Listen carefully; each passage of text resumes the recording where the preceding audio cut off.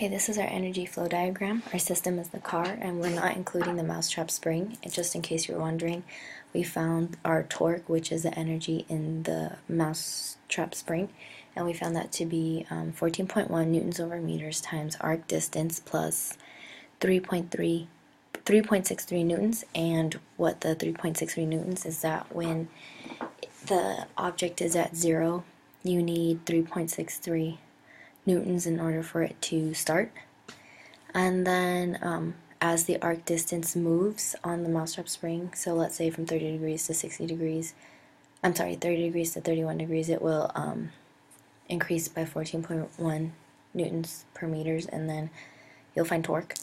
So anyways, point A and point B is the start before it starts moving, and B is when the mousetrap's car stops moving. So velocity for both will be 0, 0, and due to its stationary placement, it will have no force on it, acting on it, so that includes E elastic, e.g. Ek, for both A and B. And from point A to point B, work is put into the system, as shown by this, the torque, but we're not including that. And dissipating energy is affecting the mousetrap car to stop moving, which is why it stops. If there's no E dis, then it would just keep going.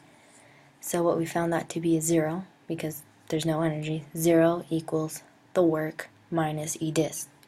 And what I did was I moved the E dis to the other side. So this demonstrates that work is equal to E dis.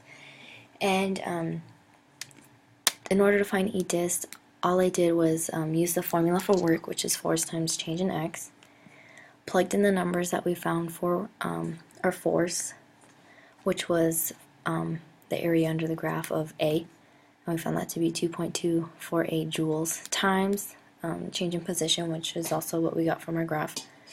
You multiply that, and we found that dissipating energy is 14.926 joules over meters.